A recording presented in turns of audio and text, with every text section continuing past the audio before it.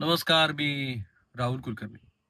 जगभरातल्या मराठी भाषिक मंडळींनी हा व्हिडिओ जर ते उद्योग व्यवसायात असतील किंवा त्यांचे मित्र उद्योग व्यवसायात असतील किंवा ज्यांना स्वयंरोजगार किंवा रोजगाराची सुद्धा संधी शोधायची अशा सगळ्या मंडळीपर्यंत पोहोचवला पाहिजे.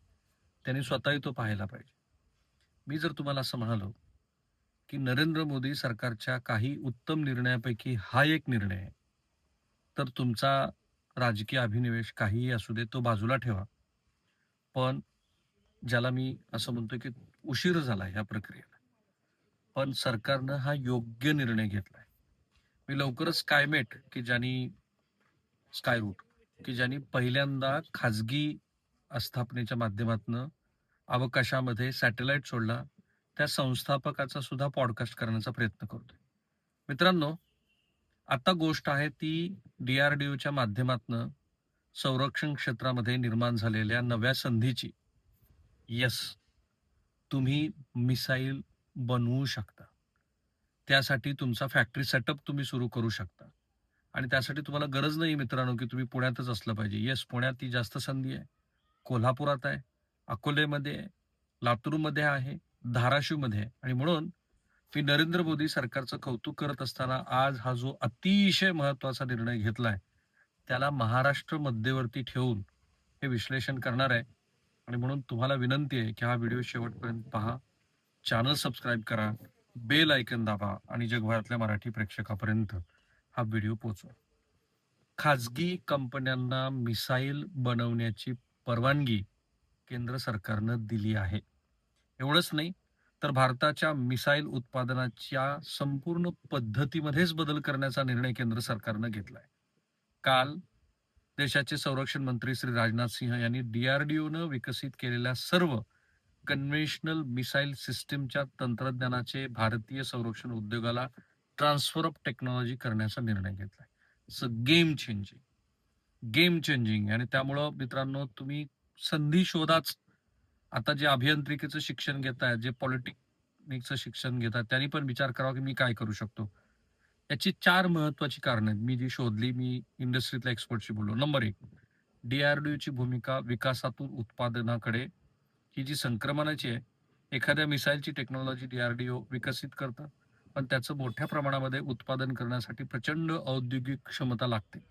आता पात्र खाजगी कंपन्यांना DRDOच्या तंत्रज्ञानाच्या आधारे इंडस्ट्रियल स्केल प्रोडक्शन करण्याची संधी मिळाली. दुसरं कारण, युद्धाच्या परिस्थितीमध्ये उत्पादन वेगानं वाढवणं. ऑपरेशन सिंधूरमध्ये मी दल लेकच्या शेजारी उभा आहे किंवा भारत आणि पाकिस्तानच्या सीमेवर उभा आहे. मी बघतोय की कशा पद्धतीने युद्धाचे सगळे संदर्भ बदललेत.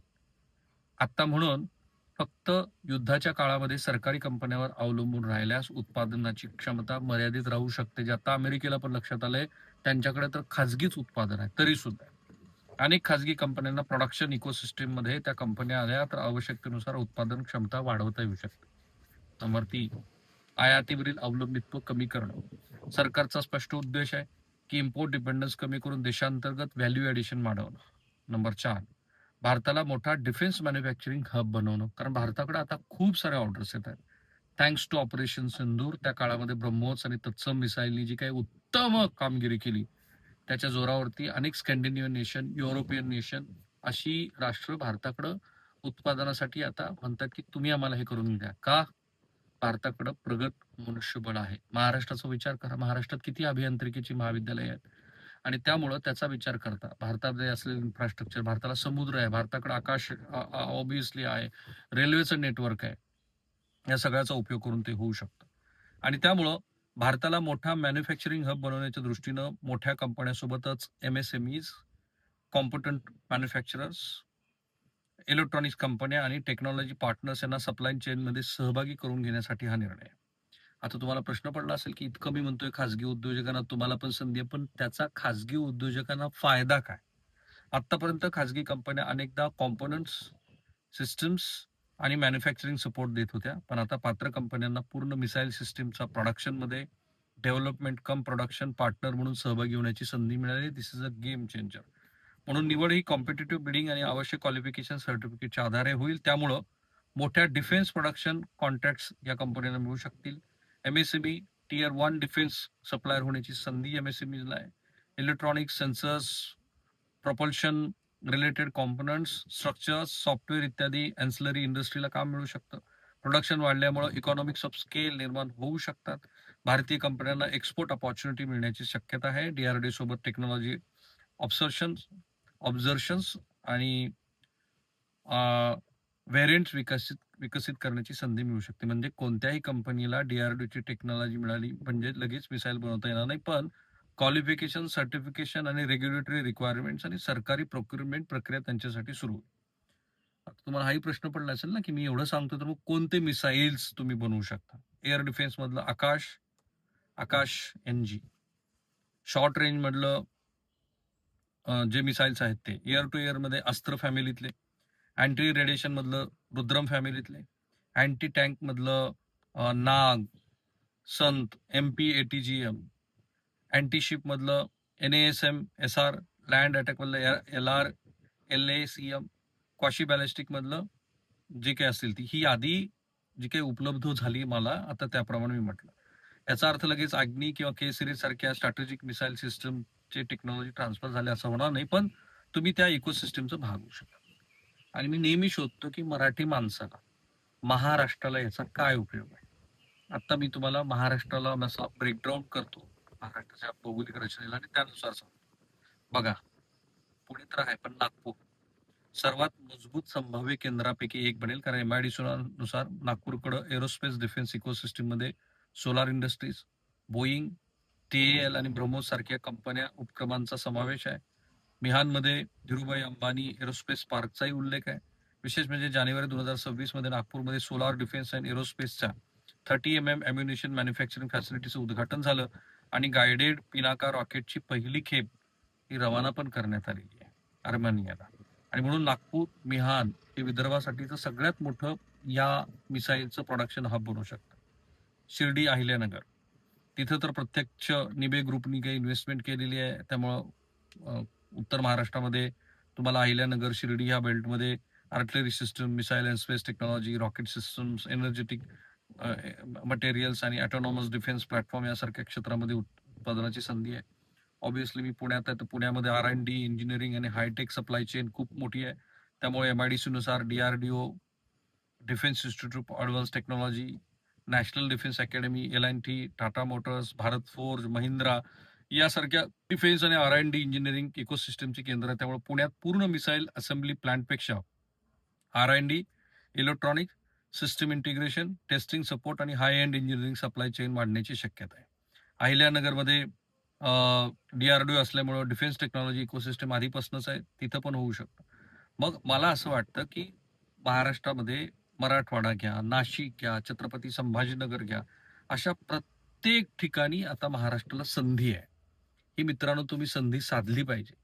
मी माझ्या एका जवळच्या मित्राचं उदाहरण देतो. त्यांनी सुपरसॉनिक पद्धतीनं मिसाईलमध्ये नेव्हीसाठीचं एक इक्विपमेंट डेव्हलप केलं होतं की जे कमी उंचीवरून मिसाईल लॉन्च करेल आणि ते मिसाईल म्हणजे रडारच्या पण रडारमध्ये येणार नाही आणि त्यामुळे तो मिसाईल यशस्वीपणे अटॅक करेल. त्याच्यामध्ये पिनाका समथिंग काहीतरी नाव आहे, not really recalling it.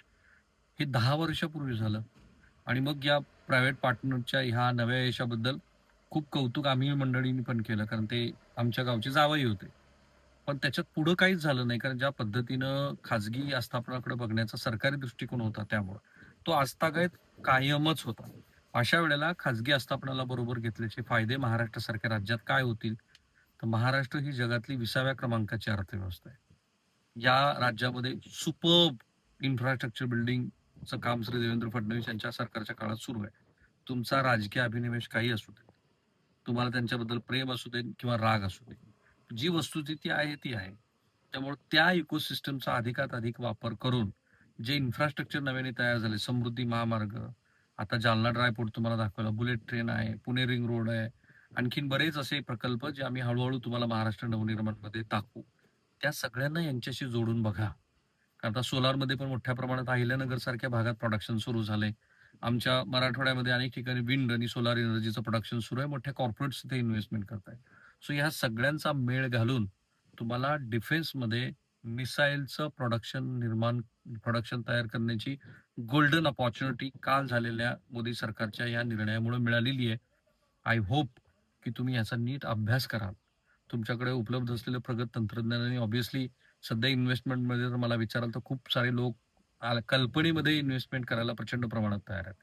So त्या कल्पना घ्या, ते इन्व्हेस्टर शोधा अँड गो अहेड. महाराष्ट्र आणि देश पुढे गेला तरच वसुंधरेचं कल्याण होईल आणि तरच साऊथ एशियातली आत्ताची जी जागतिक अस्थिरतेतला महत्वाचा भाग साऊथ एशियामध्ये दिसतोय आणि चीनचा जो धोका आपल्याकडे आहे, हळूहळू बांगलादेश सुद्धा होस्टाईल होत चाललंय आणि पाकिस्तान तर आपलं शत्रूच राष्ट्र आहे. ह्या परिस्थितीमध्ये आपल्याला आपलाच बचाव करावा लागणार आहे. कोणी नाही येणार आपल्याला. तो पण राष्ट्राभिमानाचा, राष्ट्राशी निगडीत असलेला मुद्दा आहे मित्रांनो. तुमचं जर काही मत असेल तर या व्हिडिओच्या कमेंट बॉक्समध्ये जरूर टाका. चॅनल सबस्क्राईब करा, बेल आयकॉन दाबा. Thank you.